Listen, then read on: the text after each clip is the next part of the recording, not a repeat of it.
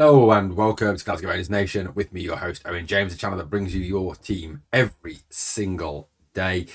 Got a question. Is Philippe Clement finally starting to see the light? Is he finally starting to believe that, what a lot of us have been saying for a long time is if you leave out certain players who aren't up to standard, it improves the performance of the team and may even save his job in the long run. I think it was very telling in the game against Nice. Look, let me just qualify something. Yes, Nice were poor. I mean, don't get me wrong. I'm not saying that Nice are world beaters. I'm not saying that we've beaten one of the best teams in Europe. In the Europa League this year, Nice have really struggled. Although, domestically they've done very well. They've got a draw with Paris Saint-Germain. They beat Lyon. They've done very well. Yes, they have got injury issues. So all those things have got to be put into sort of into sort of perspective. But you know what? Even Nice's team that were playing last night would probably still actually do reasonably well in Scotland, given the standard of the rest of the teams in Scotland. But I think it's really telling that we leave out James Tavernier and Cyril Dessers and the team just looks better. Is it perfect? No. Was the performance perfect? No. Was it a great performance? No, it was a good performance.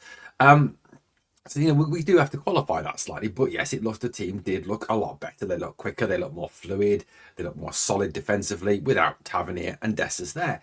I mean, you can even take it to sort of the Motherwell game, that semi-final, 23 minutes left, off come Tav, off come Dessers, and the team suddenly picks up. I think it's quite telling that, you take those two out of the lineup and the team looks better. I mean, let's face it, Thursday night, manager brings Tav and Dessers back on again, the team performance drops off. I mean, I noted the first three things that Cyril Dessers did. I'm not talking about the miss now. The first three things that Dessers did on Thursday night was 1, give away the ball, 2, give away the ball, and 3, be offside. That was his first three actions. And obviously you've got that horrific miss. I mean, a miss when it's easier to actually score than miss. Just genuinely appalling from Cyril Dessers. James Tavernier, as well, caught out the first couple of, the first couple of attacks after Tav comes on down their left, our right. They get in behind us. They get balls into the box. Where's James Tavernier? Well, where's Wally's gone missing again? So those two really do cost this team. They are a real liability. Now, Philippe Clement, talking post match, made a very interesting comment. I didn't really pick up on it at the time actually. I didn't really kind of take it in. I was tired and I suppose and jubilant after the score, and I've kind of in a way kind of turned off to what Philippe Clement has got to say. Kind of sort of Clement is probably going to talk the usual shite that he normally talks. However, one comment that he made in response to a question asked by I can't remember the girl's name, but the lady from Rangers TV asked him a question. She asked him, with the form of Hamza Igman and obviously how Danilo played on Saturday. Yes, Philip was on Saturday. The game was not on Sunday. Does Cyril Dessers need to up his game to get back in the team? And Philippe Clement's response was, yes, he does need to up his game. I think that's the first time I've ever heard Philippe Clement come out and kind of publicly, not call out or publicly, throw a player under the bus, but publicly say a player, and a player in particular, needs to improve. And it was remarkable, though, that, like I said, he didn't dodge the question. He didn't, go with the, or no, didn't go with the whole response of all three strikers have a part to play. We need to rotate. We need to keep them fresh, blah, blah, blah. It was very much, no, he needs to up his game. And I think, that kind of is telling, and it kind of is reinforced by the fact that obviously in that Motherwell semi-final, we take him off. He was hooked at half time in the Dundee United game. He didn't start on Thursday night and obviously came on at the end and was pretty appalling yet again. It was very, very telling. And obviously the other thing as well is the fact that, Saturday evening against Dundee United, second half, Danilo gets the assist and he really does raise the level of the game. He links play very well. He's got good movement. He makes the team look better going forward, more fluid, more speed there.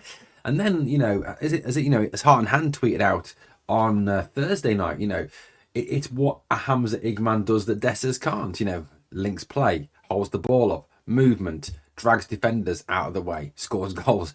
Those things that he did very, very well on Thursday night. And I think, the one thing that really got me about the whole Hamza Igman performance, I mean, take away the goals and the assist for a minute. But the two things that I want to point out, number one, that first goal is not scored with Cyril Dessers up front because Dessers doesn't make that clever run that Igman runs to get the ball and play it off to Cheney. So that first goal doesn't happen. And also, I suppose the two Igman goals Dessers wouldn't take either. And then you've got the situation with, the ability to hold the ball up. Now, Hamza Igman is not a big guy. He's not, he's a pretty staunch guy, but he's not like a tall guy, is he? He's not really tall. He's not as tall as Cyril Dessers. Yet, when the ball is ploughed up to him, like pumped up to him, sent long, which we did still play a few long balls on Thursday night, he deals with it so well because he is more technically balanced. He's got a good technical skill. He's a lot more rounded of a player. He brings the ball down in his chest. He brings it down with his head. Or the ball comes down, comes out of the sky down. He brings it down with his thigh or with his instep. His control and his ability to hold that play up was so much better than Dessers. It doesn't bounce off him. He's not offside. His control is very good. Now, Dessers, if you watched him on Thursday night, the first thing he does, which doesn't work, and really didn't work, was, he got up against the central defenders, tries to control the ball, which he's not very good at, and beat them on the turn, which, again, is not what I've been working all night. What I've been working all night was running in behind, using pace, again, something Dessers hasn't got that Igman has. And Billy Clement also talked about the fact that, that we've got the three centre forwards and the competition is good for places. He did mention, of course, that, but you look at the three forwards, and I would say in order, this is in American football, which is one of my favourite sports, below football, of course. They have what's called a depth chart, and they have a number one. So they have like a QB1, a QB2, a QB3, and it's that order of play. And the top quarterback is QB1, the second quarterback is QB2, and the third quarterback, the guy who kind of sits in the stands or holds the clipboard, he's QB3. I would say that in order, Danilo is centre forward 1. Igman is 2, and Dessers is a far out third now. He really doesn't compare favourably with either Hamza or Danny. Look, I think there's a lot of fans obviously who have written Danny off already. I think that's wrong. I think we need to give him time. We need to give him a chance to get back. And I actually think that he looks more robust at the moment. I was looking at a picture of him last season and comparing it with that picture there. He looks a bit more, bulky, a bit more built up. He looks a bit more physically full in the face as well. He does look, no, I'm not saying he's fat, but I think he has, put some pound on in terms of actual muscle rather than anything else. So to me, he looks a better all-round player, not just with his skill, his speed, but also, getting that strength there as well. Now, I worry as you do that perhaps Clement hasn't listened and that maybe Clement come Sunday starts Dessers again and Tav again. I really hope he doesn't. But, for me, Danny's got to start. If you're going to follow this whole idea of resting players and not making them play 2 games in so many days, then maybe Hamza doesn't start. Unfairly so. I think Hamza should get the start after his 2 goals. Don't think he will. I would start Danilo over Dessers any day of the week. He's an all-round better player, an all-round more talented player. I don't think we should see Dessers start again this season unless we have another injury crisis. So, look, Clement's right. He does need to up his game. Whether he can or not, that's another matter.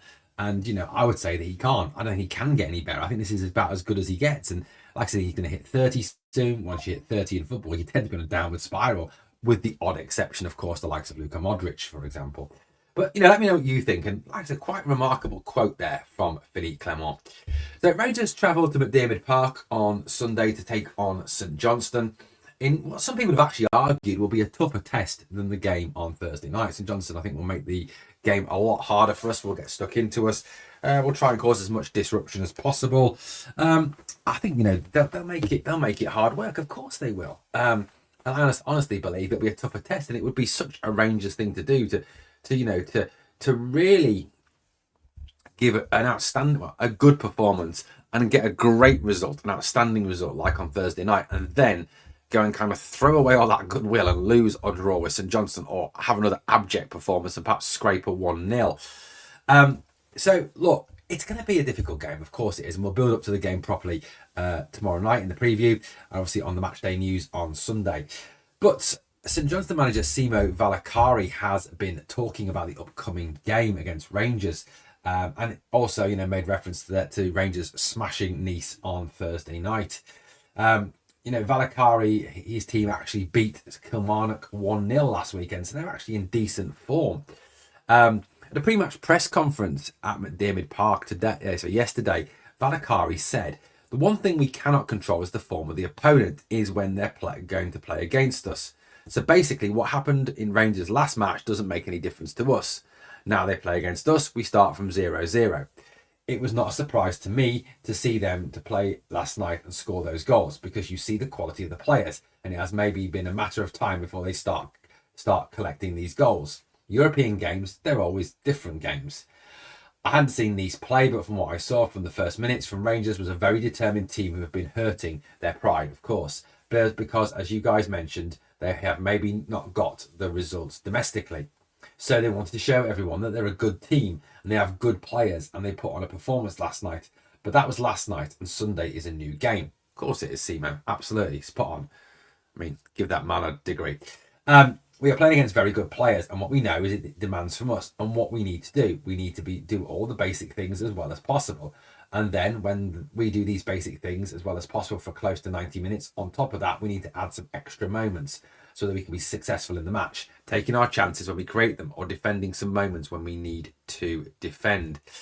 So, standard words there from Simo Valakari, but, like I said, he's not surprised at Rangers' result. And it's like I kind of try and said to you, I don't think this team is as bad as everyone makes it out to be. I think there are some very talented footballers in this team. Cheney, Igman, Danilo, who else? Danilo, Raskin, Barron, Jefte, Ridvan, Suter, Butland, Sterling. I think there is some talent in this team. Yes, there is some crap in this team, and there is some dead wood that needs to be cut out, as I talked about on the video the other day. But it still has some talent, and I think with the right coach and the right talent, and the right ability around it in terms of picking the right average players, the right young players to come in and supplement them. I think this team can still be successful if coached and organised in the right way. Whether that's Philippe Clement or someone else, only time will of course tell. I think it's worth mentioning, and we're going to get this because we will. One result, is not the be all and end all. Yes, it was a very good score. It was a very good result against Nice, but doesn't mean Clement's off the hook. It doesn't mean that suddenly everything's hunky dory in the Garden of Rangers again. One swallow does not a summer make, as one saying once said. So, we need to see that backed up on Sunday. If Clement's really going to convince us, as he keeps saying, these are young players who need time to gel and are developing, are getting better, etc., etc. We need to start to see that domestically, not just in European terms. Because if you look back across Europe this season, there's been a number of performances that you would describe as being good, solid performances. FCSB, Malmo, this one obviously as well. So look, it's not that we can't do it, in Europe. That's not the problem. What is the problem is what we do domestically and how bad we are domestically. And we need to see that start to turn around on Sunday at McDiarmid Park. Like I said, a lot will depend on team selection. I've got my team in my head. I'm sure you've all got your team in your head. Guys, we're obviously going to talk about that on the pod tonight, and obviously as well on the Matchday News video on Sunday. Right, guys, thank you for watching Glasgow Rangers Nation. As always, smash that sub. Like the video, comment, share, do all that great stuff for me and help the channel to continue to grow. And remember always, no matter what happens, no matter how we fall out at times, we are one Rangers family because we are the people.